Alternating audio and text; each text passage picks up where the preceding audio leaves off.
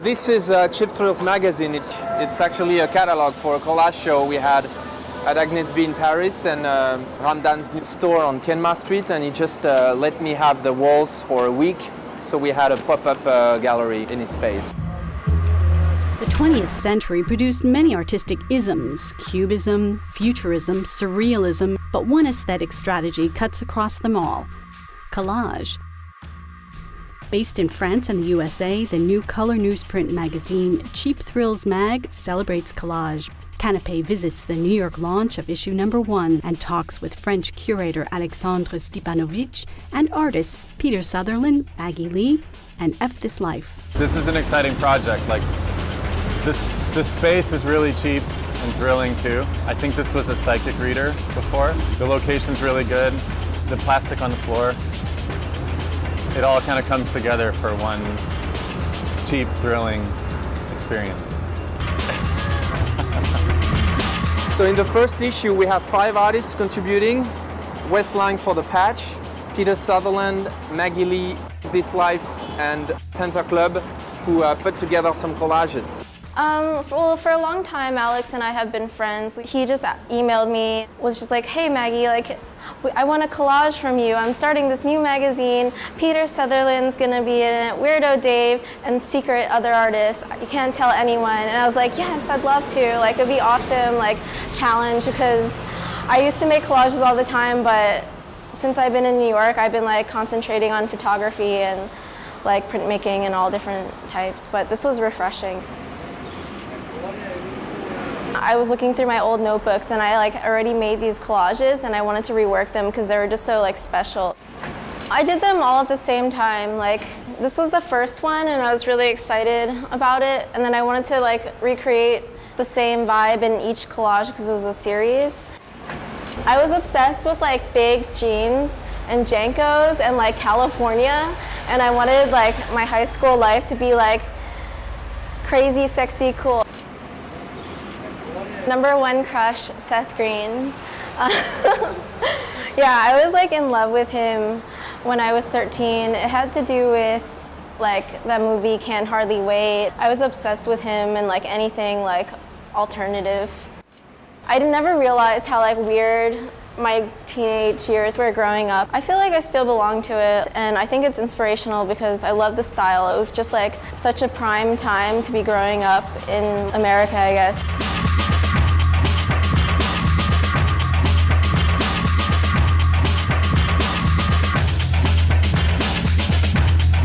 You know, when you go to the flea market, you see all the butterflies put together, those type of things. That's how I look at the images. Or it's like, if you were to decorate a teenage kid's room, and like what, you just piece it all together. It's not right. I'm not trying to have a communication between images. It's just like, this is what fits. Like you just want to like, it's like listening to a Slayer in a Ferrari going really fast. That's like how I want to approach it. So like, I just want all the images to be lined up, super tight, as straight as a human being can do it.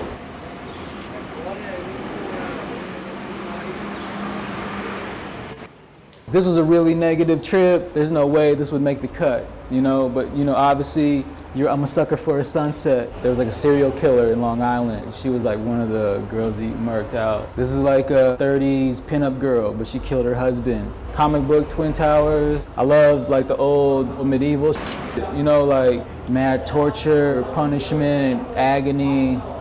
I used to be a big fan of Lindsay Wixon, then I heard she was like a total religious Bible thumper. Over it, but what can you do? You get your mind off of things. It's like escapism, good times through bad times, or like channeling like negative energy into something good, like a bricklayer, you know, like that's a job, you know, it's hard work. If you can make it look good, it looks like a good job, you know, it looks fun, you know? To make it, to turn it into that, that's what I'm into. I think I started seeing like so much photography everywhere, like on the internet and blogs. Everyone loves photography, but it's like no one knows which way it's gonna go. And at the same time, like collage is like pretty classic, I think. It's like people have been doing it forever. These are all phone photos, like film camera. I think this is a video still. It's not about using the best camera or making things slick or anything. It's more like those are all tools, and the subject matter is what's supposed to rise above. I like these kind of strange intersections of nature and man, or nature and technology. So like, you know, vines growing over an air conditioner to me is funny, or like these stones that were like arranged in a happy face. A lot of people kind of mess with the idea of the apocalypse and things that are like destroyed or being used for something that they weren't originally built for. Like there's the pouring, the broken windows, the bashed car, explosion. This is kind of this like sealed off like bunker kind of thing. The first thing I wanted to do when I took photos was make something funny. That was it. That was like my only goal. That's pretty funny. I'll get a picture of that one.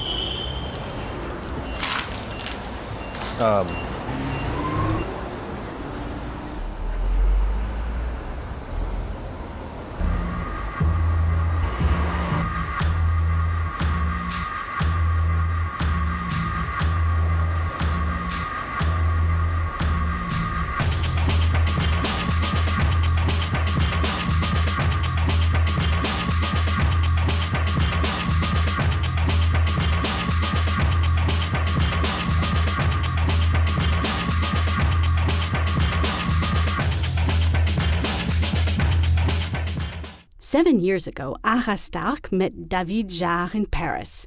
She was a painter, he was a magician. Their meeting produced magic of another kind, crystallized today in The Two, a duo that weaves together its members' atypical career paths and melds their singularities in a shared intimacy. The Two's music feels like an invitation to dream in their own secret garden. Canape takes a tour of their garden as the duo performs in New York City.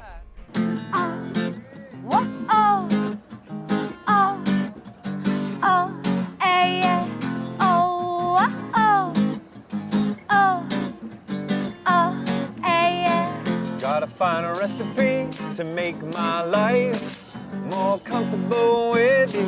And if I could only make you understand, you gotta calm down, baby. Would you not rather feel the taste of love, hand in hand in no violence? Instead you really make me feel like there's a rat chili pepper down my throat. I don't really know the story behind, because David wrote it. Me, I just know that I'm obsessed with the ho ho ho, and I could sing that along all day. Yeah, I mean, yeah, the lyrics just, we didn't analyze what the lyrics actually meant or wanted to mean. It was just, yeah, sometimes you really make me feel like a red hot chili pepper down my throat. I mean, is that a personal message for me? Well, I don't know. Every day, we throw our love away, you and me, hey, yeah. Every day, we throw our love away, you and me, hey, yeah. Feel the pressure in my brain, I feel it every day. I feel it pumping in my top hat. So if you want me, babe, understand today. Well, you can't carry on like that.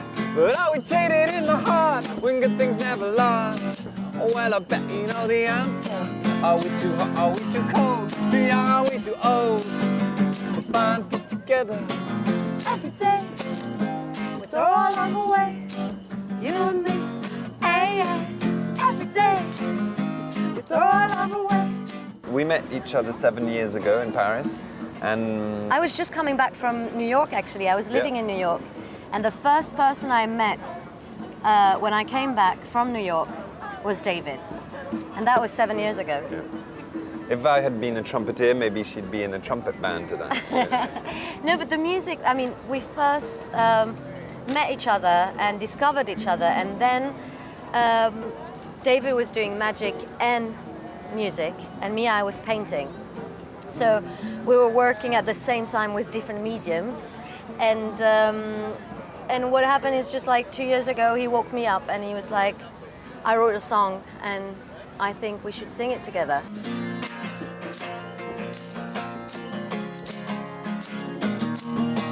Oh, what? Oh, oh, oh, hey, yeah.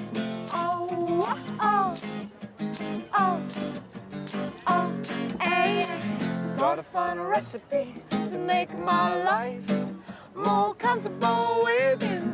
And if I could only make you understand, you gotta calm down, baby. Are we treated in the heart when good things never last? Well, I bet you know the answer. Are we too hot? Are we too cold? Too young? Are we too old to find peace together? Every day.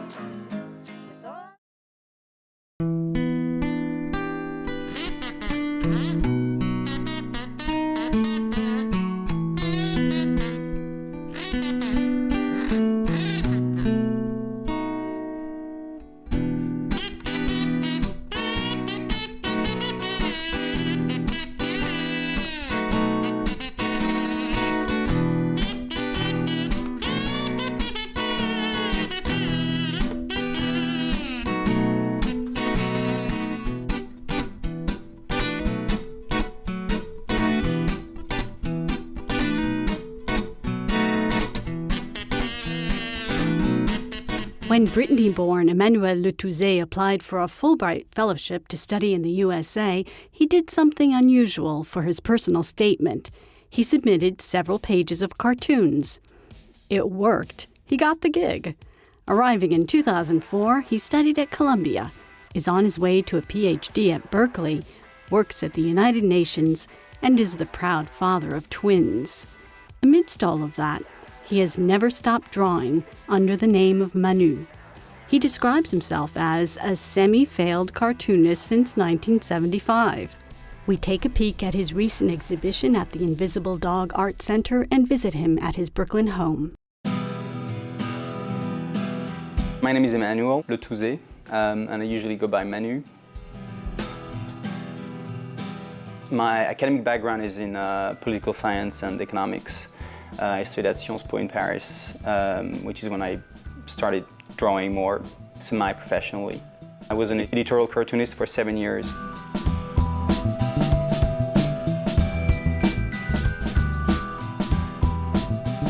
When I came to Columbia, I started drawing for the student newspaper called Communicate, and that's when I started drawing in English.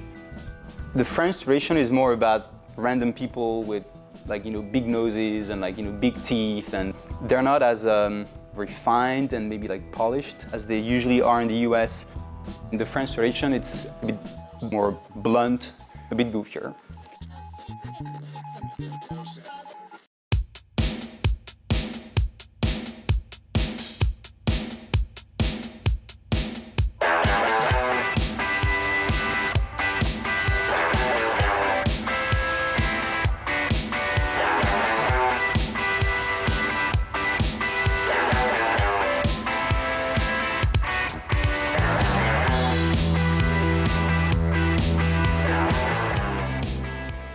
One of my projects for the end of the year and next year is to do a comic strip, a full series. So it's called An Alien in New York. That's the tentative title. It might change.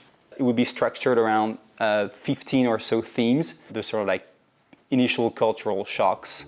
So one of the things that really struck me when I came to New York is that if you go to a restaurant and if you make a reservation, let's say for instance that you booked a table for 40 people, you can't be seated until everybody's here.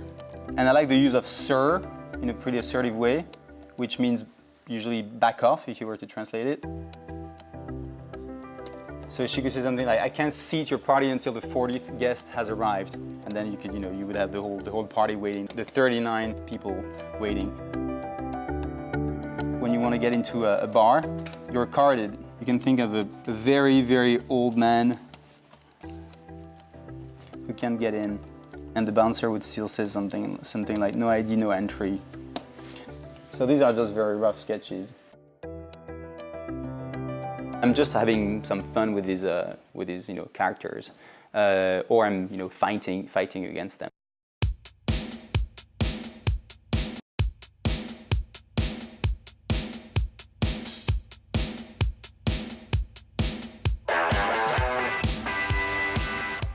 I like to draw my twin daughters, so they are 15 months old. This is usually how I draw Louise, who has a very dark, thick hair. So they both walk. So this is Louise, and she has very bright blue eyes. And this is how I draw Fleur, who has a bit more curly hair, and sometimes their hair is like that, which is pretty funny.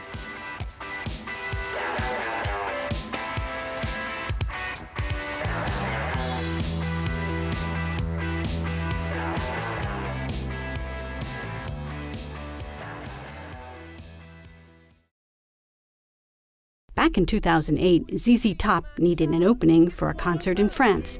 They chose a French group called the Lanskis, who set the house shaking. It's been upward and upward for the Paris-based indie rockers ever since. Their first album, Bank Holiday, shows their mastery of what one critic calls upbeat post-punk anthems and 80s New York attitude. Canape catches them showing that attitude to New York itself. It's been 5 years that we've been performing, hasn't it? We've been in different formations. This is the formation now, what we've had since 3 years. What's actually been able to get loads of gigs. The first formation was a bit of a lazy band. We just partied too much, didn't we? And 3 years ago, we just decided to get a bit professional, maybe cut down on the partying, do more creating.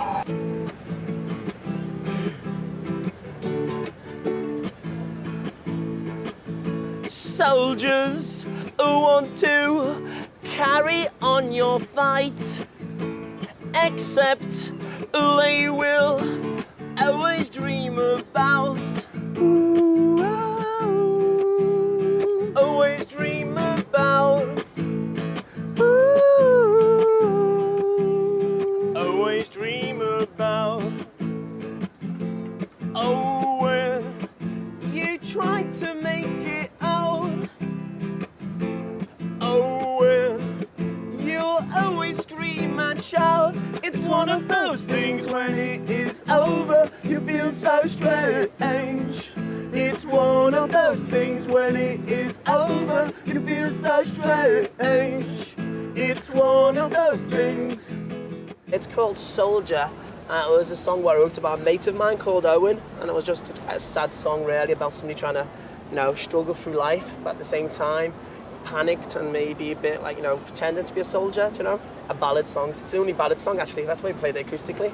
It usually bores people on stage. So soldiers who want to run away with you, except they will always change the view. Always change the view. Always change the view. Oh, when you try to make it out. Oh, when you'll always scream and shout. It's one of those things when it is over, you feel so strange. It's one of those things when it is over, you feel so strange. It's one of those things. Forgot to talk about the CD. What? The CD, the EP. Yeah. Parle-en, toi. We've got an EP coming out on the 15th of November in America. We keep forgetting to talk about this. It's the most important stuff. We keep saying jokes and everything. Yeah. The 15th of November, our EP is coming out here with 4 songs on it in America, and usually in March we're going to bring out an album. Too. And there's also a video clip for the song called Romeo. what's going to be out in 2 weeks, 3 weeks. So, well, I live like in the countryside in France, so when I come back, you go, no, I'm going to be like the king of my village, do you know what I mean? And they're going to be like, you've been to New York? I'm like, yeah, I've been to New York, and I played some gigs there too. Now I'm going to be bloating myself when I get back, that's for sure.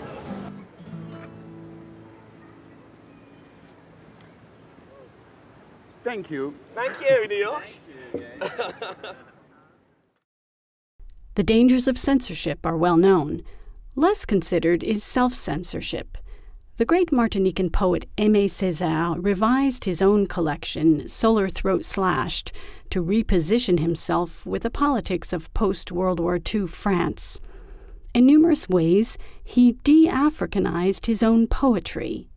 Scholars A. James Arnold and Clayton Eshelman have now restored the text and translated it into English. Canape listens to Eshelman recite Césaire's surrealist verse and talk about the need for the project. Césaire as man and poet. Born in 1913, he's Martinican, and he went to Paris on a scholarship in the early 1930s, and at that point he became involved in the decentralization of Western culture. He was one of the first poets to be involved with, and he was partially responsible for the concept of negritude. And negritude is a kind of movement that attempts to embrace Africa and spirituality and a dignified sense of being black. And Césaire is primarily associated as the father of negritude on a social level. He addressed the life of the common man in Martinique in poetry in a way that had never been addressed before. He's unique in the sense that he is sort of the spearhead between the worlds of the West and Africa, and bringing the Caribbean sensibility, a surrealist Caribbean sensibility, into 20th century world literature. Barbarity. This is the word that sustains me and strikes against my brass carcass, where in the rust garret the moon devours the barbarous bones of cowardly prowling beasts of the lie. Barbarity of rudimentary language, and our faces beautiful as the true operative power of negation. Barbarity of the dead circulating in the veins of the earth, who at times come to smash their heads against the walls of our ears, and the screams of revolt never heard that turn in tune and musical tone. Barbarity, the singular article. Barbarity, the horned lizard. Barbarity, the white amphisbaena. Barbarity, I, the spitting cobra, from my putrefying flesh awakening, suddenly a flying gecko, suddenly a fringed gecko. And I adhere so well to the very loci of strength that to forget me, you'll have to throw the hairy flesh of your chests to the dogs. I met Césaire 3 times. When I wrote him and said, shall I come to Martinique or meet you in Paris? He said, oh, come to Paris. He said, I have no time in Martinique. He was an old-fashioned mayor, and people were lined up outside of his office every day, and I would have just had to get in line with everybody else. So his French publisher arranged for me to meet him 3 times, and 2 times I met him in cafes in Paris, and I was very impressed by Césaire as a human being, completely unpompous, a very sweet and gentle and direct human being. And I would come with my list, and he would try to answer my questions, because there's lots of esoteric words, especially about fauna and flora in his work. And I was asking him about poems that he had written 30 or 40 years earlier. So the 3rd time I met him with Jim Arnold and Annette Smith in one of his son's apartments. He stayed in one of his son's apartments while he was in Paris. And he answered the last, I think, 25 or 30 questions that we had when we were translating the collected poetry. And we would ask him a question, and he would jump up and run over to the bookshelves and generally consult an African-French dictionary, because we were asking him about words, again, that he had forgotten and that often had an African origin. So that added a dimension to the work that we were doing, to have that brief contact with him. The complete edition will have not only his poetry, which would include 6 collections, there's also 3 extended essays that are of great political importance. There's 3 plays. As he grew older, he moved into theater and wrote 3 plays. And there's a number of political speeches and addresses, etc. There must be 500 pages of political speeches. So it'll be a very large collection, and it will considerably expand his dimension as not only as a poet, but also as a politician. I imagine much of this material has never been published before. Mississippi. Too bad for you men who don't notice that my eyes remember slings and black flags that murder with each blink of my Mississippi lashes. Too bad for you men who do not see anything, not even the gorgeous railway signals formed under my eyelids by the black and red discs of the coral snake, that my munificence coils in my Mississippi tears.